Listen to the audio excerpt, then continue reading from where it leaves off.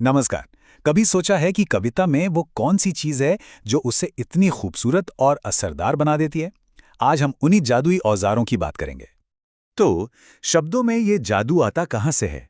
दरअसल इसका राज छिपा है कुछ खास तरीकों में, कुछ ऐसे औजारों में जिन्हें कवि सदियों से इस्तेमाल कर रहे हैं, ताकि उनकी बात सिर्फ दिमाग तक नहीं, सीधे दिल में उतरे। और इन्हीं औजारों को हम कहते हैं अलंकार। अब अलंकार को ना कविता का गहना समझिए। ये सिर्फ सजावट के लिए नहीं होते। नहीं, ये तो कविता को एक अलग ही चमक देते हैं, एक गहरा मतलब देते हैं। तो चलिए शुरू करते हैं। सबसे पहले बात करते हैं उस कला की जहां बात सीधे सीधे नहीं बल्कि इशारों इशारों में कही जाती है। जरा इस दोहे पर गौर कीजिए। पहली नजर में देखने पर क्या लगता है? यही ना कि एक माली है, कुछ कलियां हैं, कुछ खिले हुए फूल हैं, बस इतनी सी कहानी है। बस यहीं पर आता है हमारा पहला अलंकार, अन्योक्ति। अन्योक्ति का मतलब ही है अन्य उक्ति, यानी कोई और बात। इसमें कहा कुछ जाता है पर इशारा कहीं और होता है। बात किसी और की पर निशाना कहीं और। तो इस दोहे में असल में हो क्या रहा है? यहां माली जो है वो प्रतीक है मौत का, या कह लीजिए समय का। और ये फूल और कलियां कौन है? ये हम इंसान हैं, बूढ़े और जवान।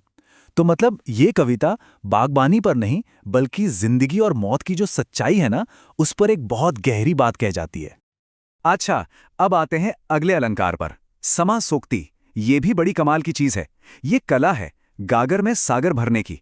मतलब कम से कम शब्दों में बहुत कुछ कह देना, जहां एक छिपे हुए अर्थ की तरफ बस एक हल्का सा इशारा कर दिया जाता है। अब इस पंक्ति को देखिए। यहां धरती को क्या कहा गया है? धरावधू, यानी धरती रूपी दुल्हन। अच्छा, अब जैसे ही दुल्हन शब्द आता है, हमारे मन में कौन से भाव आते हैं? शर्म, संकोच, है ना? तो देखिए, सिर्फ एक शब्द ने पूरी तस्वीर में कितने सारे इमोशंस, कितने रंग भर दिए। चलिए अब आगे बढ़ते हैं और कुछ ऐसे अलंकारों को देखते हैं जो लॉजिक और मिसाल, यानी तर्क और दृष्टांत के साथ एक बड़ा ही मजेदार खेल खेलते हैं। अच्छा, एक बात सोचिए, क्या ऐसा हो सकता है कि असर तो दिखे लेकिन उसका कारण, उसका कॉज गायब हो? मतलब काम तो हो रहा है पर जिसके कारण होता है वो है ही नहीं। सुनने में नामुमकिन लगता है ना? इसी नामुमकिन को मुमकिन बनाता है विभावना अलंकार। इसका इस्तेमाल कवि तब करते हैं जब उन्हें कोई चमत्कार दिखाना हो या किसी ऐसी दिव्य शक्ति की बात करनी हो जिस पर दुनिया के आम नियम कानून लागू ही नहीं होते। जैसे ये चौपाई देखिए, यहां ईश्वर के बारे में कहा जा रहा है कि वो बिना पैरों के चलते हैं, बिना कानों के सुनते हैं। अब ये क्या है? ये विभावना का एक जबरदस्त उदाहरण है जो हमें हमारी रोजमर्रा की सोच से बहुत आगे ले जाता है। अब विभावना से एकदम उलट हमारा अगला अलंकार है दृष्टांत। ये बिल्कुल जमीनी है, प्रैक्टिकल है। इसमें क्या होता है कि अपनी एक बात कहते हैं और फिर उसे साबित करने के लिए एक ऐसी मिसाल, एक ऐसा उदाहरण देते हैं जिसे कोई काट ही नहीं सकता, जो सब मानते हैं। जैसे इस दोहे में पहली लाइन में एक बात कही गई कि लगातार प्रैक्टिस करने से एक कमजोर दिमाग वाला इंसान भी होशियार बन सकता है। अब ये तो एक बात हो गई, इसे साबित कैसे करें? तो दूसरी लाइन में दृष्टांत दिया गया कि देखो, जैसे कोमल सी रस्सी भी जब बार बार पत्थर पर आती जाती है तो उस पर भी निशान छोड़ देती है। बात एकदम पक्की हो गई। अच्छा, अब आते हैं तुलना पर, यानी कंपैरिजन पर। हम सब जानते हैं तुलना कैसे होती है, पर अब हम दो ऐसे अलंकार देखेंगे जो इस कंपैरिजन के पूरे खेल को ही पलट कर रख देते हैं। इसमें पहला है प्रतीप। प्रतीप का शाब्दिक अर्थ ही होता है उल्टा या विपरीत।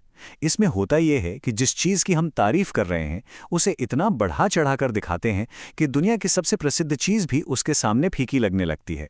मतलब स्टैंडर्ड ऑफ कंपैरिजन को ही नीचा दिखा दिया जाता है। जैसे यहां देखिए, आमतौर पर क्या कहा जाता है? चेहरा चांद जैसा सुंदर है। पर यहां कवि ये नहीं कह रहे हैं। वो कह रहे हैं कि अरे, चांद में कहाँ वो बात जो सीता के मुख में है। मतलब चांद भी सीता के चेहरे की बराबरी नहीं कर सकता। देखिए कैसे पूरी बात ही पलट दी। अब प्रतीप से ही मिलता जुलता एक और अलंकार है, व्यतिरेक। इसमें भी हम अपनी चीज को बेहतर बताते हैं, लेकिन यहां एक कदम और आगे जाते हैं। यहां हम एक कारण भी देते हैं, एक वजह बताते हैं कि हमारी चीज उस मशहूर चीज से बेहतर क्यों है। तो फर्क एकदम साफ है। प्रतीप में सिर्फ स्टैंडर्ड ऑफ कंपैरिजंस को कमतर बताया जाता है, लेकिन व्यतिरेक में ये भी बताया जाता है कि हमारी चीज़ में ऐसी कौन सी खासियत है जो उस मशहूर चीज़ में भी नहीं है। एक कारण दिया जाता है। चलिए अब इस सफ़र के आखिरी पड़ाव पर चलते हैं, और ये एक ऐसा अलंकार है जो हमारे बहुत करीब है। हम इसे अक्सर महसूस करते हैं, पर शायद इसका नाम नहीं जानते। इसका नाम है मानवीकरण, अंग्रेजी में कहते हैं पर्सोनिफिकेशन। इसमें कवि क्या करते हैं, वो अपनी कल्पना की कूची से बेजान चीजों में, प्रकृति में जान फूंक देते हैं। उनसे ऐसे काम करवाते हैं, ऐसा बर्ताव करवाते हैं जैसे वो इंसान हो। जैसे ये लाइन देखिए, मेघ आए बड़े बंठन के समर के। अब बादल कोई इंसान तो है नहीं जो बंठन के आएंगे, पर कवि ने बादलों को एक मेहमान की तरह दिखाया है जो पूरे ठाठ बाट से सज धज कर आ रहा है। इस एक कल्पना ने बेजान बादलों में जान डाल दी, पूरी तस्वीर को जिंदा कर दिया। तो ये थे वो कुछ अलंकार, अन्योक्ति, समासोक्ति, विभावना, दृष्टांत, प्रतीप, व्यतिरेक और मानदीकरण। ये सिर्फ नियम नहीं है, ये कवियों के वो पावरफुल टूल्स हैं जिनसे वो अपनी बात में गहराई, तर्क और इमोशन सब कुछ एक साथ भर देते हैं। तो अगली बार जब कोई कविता सामने आए तो सिर्फ शब्दों को नहीं, उनके पीछे छिपे इन शब्द शस्त्रों को भी पहचानने की कोशिश कीजिएगा। सवाल यह है कि अब कविता में कौन सा नया जादू नजर आएगा, क्योंकि याद रखिए, ये सिर्फ व्याकरण के नियम नहीं हैं, ये तो दुनिया को देखने और महसूस करने के नए चश्मे हैं। और एक बार ये चश्मा लगा लिया तो फिर ये जादू हर जगह दिखाई देने लगता है।